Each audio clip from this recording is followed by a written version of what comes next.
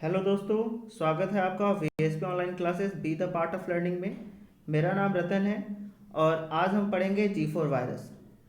जी4 virus start करने से पहले आप सभी से एक रिक्वेस्ट है, इस वीडियो को अंत तक देखिएगा और अगर पसंद आए तो अपने near by colleagues, near by student को ज़रूर ये वीडियो फॉरवर्ड कीजिएगा, शेयर कीजिएगा ताकि उन तक भी हमारी जो मेहनत है वो पहुंच सके और वो कुछ सीख सकें। बात करते हैं जी4 वायरस। इस टॉपिक में हम क्या क्या कवर करेंगे। सबसे पहले हम कवर करेंगे स्वाइन फ्लू के बारे में, फिर हम कवर करेंगे जी4 वायरस के बारे में, फिर कवर करेंगे इस पे कि साइंटिस्ट ने इस वायरस के बारे में क्या कहा है, उनका क्या तथ्य है। उसके बाद क्या ये ह्यूमन टू ह्यूमन ट्रांसफरेबल है या नहीं है, ये मुमकिन है या नहीं, ये हम देखेंगे। उसके बाद कुछ इंपॉर्टेंट बातें होंगी जिस पर हम डिस्कशन करेंगे। तो चलिए स्टार्ट करते हैं। स्वाइन फ्लू, देखिए ये पिग्स में होने वाली एक रेस्पिरेटरी डिजीज है जिसका कारण टाइप ए इन्फ्लुएंजा वायरस है और ये पिग्स में फैलने के कारण ही इसे स्वाइन इन्फ्लुएंजा वायरस या स्वाइन फ्लू वायरस कहा जाता है। इसका मुख्य कारण H1N1 वायरस स्ट्रेन है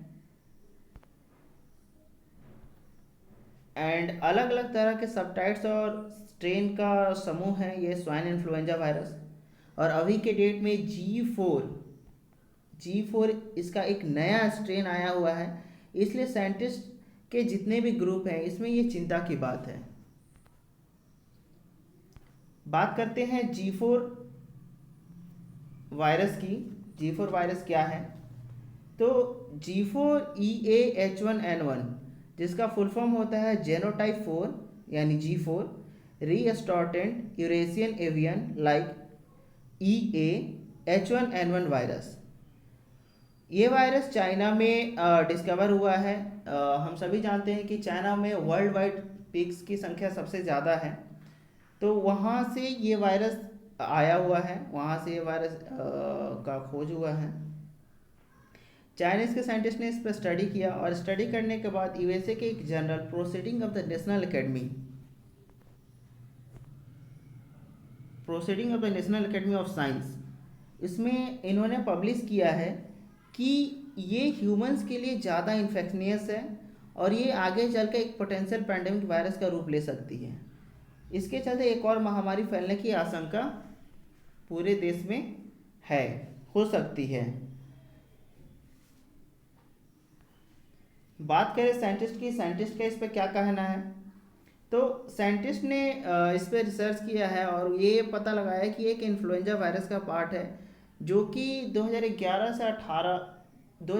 से चलती आ रही। ये जो स्वाइन फ्लू वायरस है आज का नहीं है, ये 2009 में आया था और उस समय जो वायरस एक पैंडेमिक का सिचुएशन लिया था। सबसे पहले चाइना के 10 प्रांत में, चाइना के 10 शहरों में ये सबसे ज़्यादा फैला हुआ था एंड उस समय कुछ लगभग 30,000 लोग इसके चलते डेथ हुआ था। 30,000 लोगों की मौत हुई थी।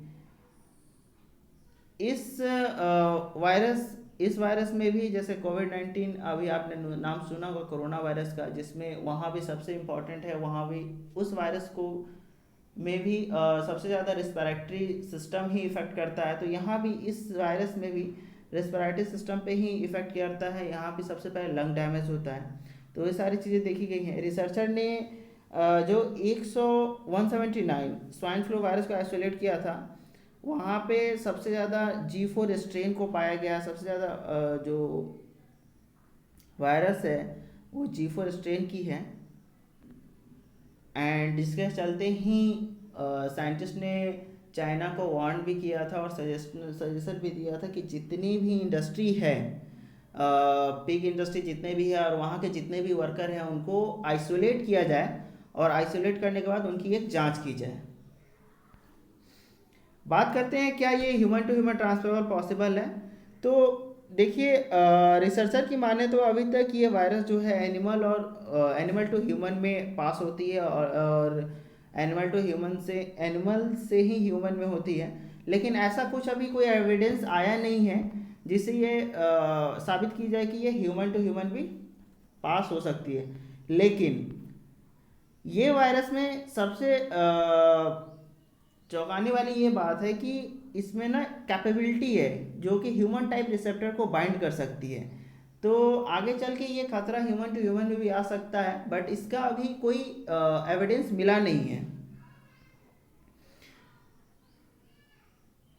2009 में देखिए, जैसा मैंने कहा था आपको, 2009 में एक ऐसे ही पेंडेमिक आया था जिसका नाम स्वाइन फ्लू पड़ा था, एंड उसका भी कारण H1N1 वायरस था।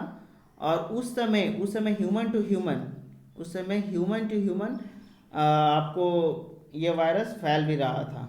ठीक है, डेट्स वाई आज के रिसर्चर जो या साइंटिस्ट हैं, उनके लिए ये सबसे बड़ी चिंता की बात है G4, जो कि नया वायरस जो पाया गया है आज के डेट में, तो उसी पे ज़्यादा से ज़्यादा रिसर्च हो रहा है। एंड साइंटिस्ट सजेस्ट भी कर रहे हैं सारे के सारे जितने भी आज के डेट में जितने भी पॉर्क इंडस्ट्री है, मैंने सुअर के मीट जहाँ बनते हैं या पिग जहाँ पाले जाते हैं, पिग फार्म्स है, वहाँ पे जितने भी वर्कर या जितने भी लोग हैं उनको आइसोलेट करने के लिए वार्न किया जा रहा है, आइसोलेट करने का सजेशन दी जा रही है कि अपने आप को आइसोलेट करें, अपने आप को जांच करें, अगर कोई भी दिक्कत आती है तो सबसे पहले डॉक्टर्स को अपने आप को दिखाएं।